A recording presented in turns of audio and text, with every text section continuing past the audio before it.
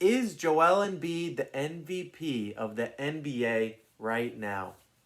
That's a loaded question, but if you're new here, this is Austin from Calling Our Shot. I come back every night to break down the NBA games every single night, giving you my thoughts and opinions. If you're interested in that, please click that like and subscribe button down below. It really helps us grow this channel to where we want to be. But yeah, we got to start with Joel Embiid. Another big night tonight. And, he's been unstoppable when he's been out there. And I think that's the one critique on him is that he's not normally active for all the games because he's resting, load management kind of issues. I know he's had issues with his back, and that was exacerbated by LeBron shoving him in the Lakers versus Sixers game. But again, like I said, another big performance tonight. 34 points, 11 rebounds. He carried this Sixers team. The Hornets had no answer for him all night. He had 20 points in the first half. They couldn't stop him, and that's kind of why I picked him in our NBA player props article that I loved.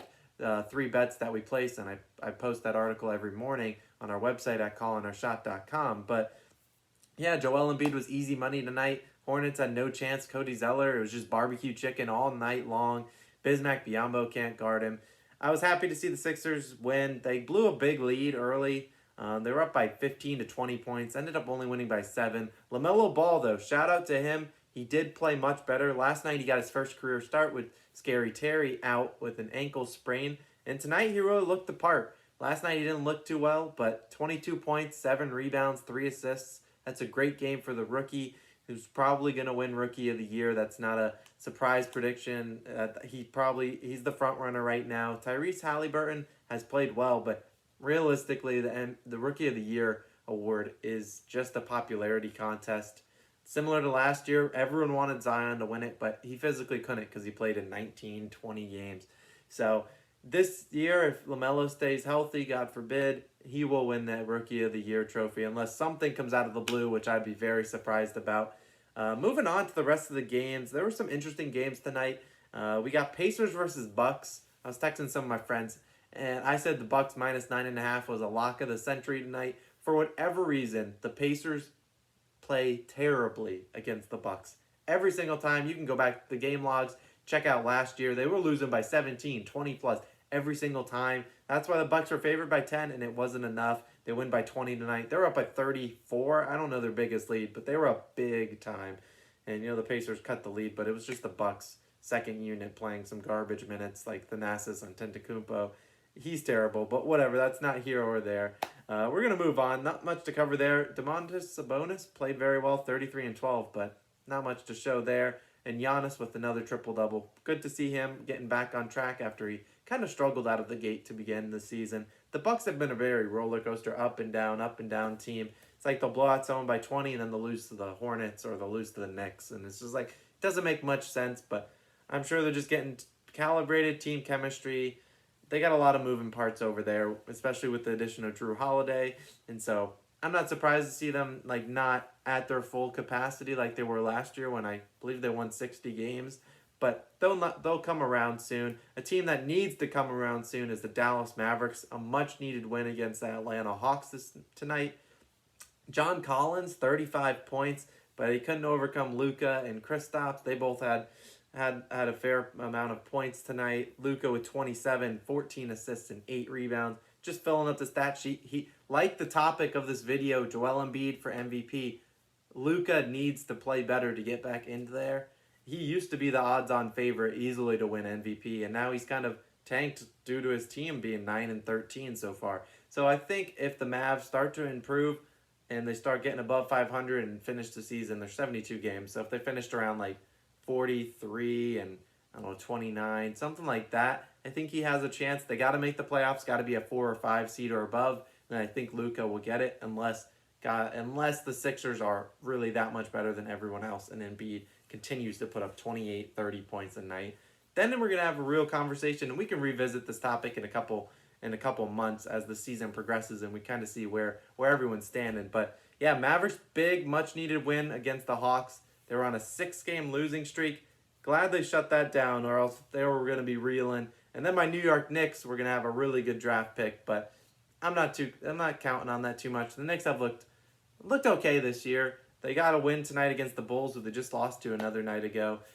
Julius Randle, I think, had a career high 5 threes. He was going off. RJ Barrett continues to look good. Elfrid Payton, I don't know what the hell happened with him. He had 20 points tonight, and that boded well for my Emmanuel Quickly over, which not really, but what can you do? Knicks beat the Bulls by 4. That's what happens. Those teams go back and forth, back and forth, back and forth. Both of them aren't going to go too far this year. They'll both be around the 12th to 15th seed in the Eastern Conference. Not a surprise there. A surprise, though, I was surprised to see the Wizards win tonight. They won by 3 against the Heat. Bradley Beal, another 32 points. The brother, he's insanely good, and I'm so proud of how that team fought for him tonight. This was a low scoring game. Let me check out the over under. The over was it was set at 227. They barely cracked 200. 203 points. Wizards 103 to the Heat 100.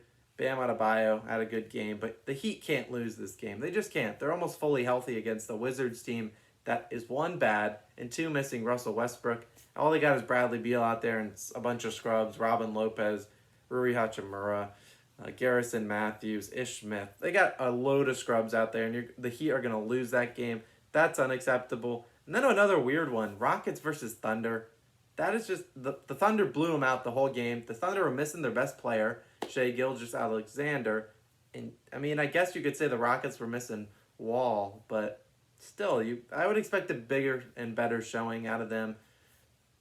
Not many more takeaways. I didn't watch much of that game. Once I saw it was a blowout, I was like, I'm not going to watch the Thunder blow out the Rockets. I already didn't want to watch the game as is, but not watching that anymore. And then the last game that has finished so far is Clippers versus Cavaliers. Cavs were hanging around in this game. They were down by 10 pretty much the whole game. If you check the score, the Cavs were consistently down by 10 every single moment. But, hey, they got blown out towards the end. The Clippers went on a quick 12-0 run, ended up winning by 21. Or 22 points, pardon me. Paul George, he continues his disrespect train. He's tired of being disrespected. I talked about this in another video. Go check that one out.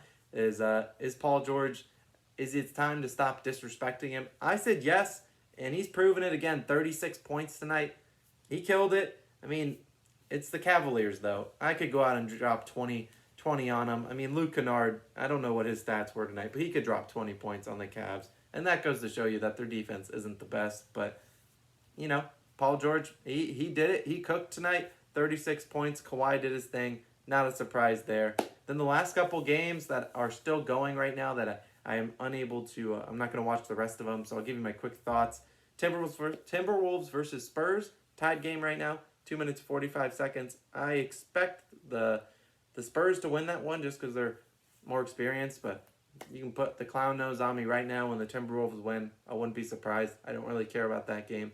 Suns versus Pelicans. Zion going crazy. He has 19 of the Pelicans' 48 points in the first half. So that's what always happens. They can't guard Zion. DeAndre Ayton's overrated.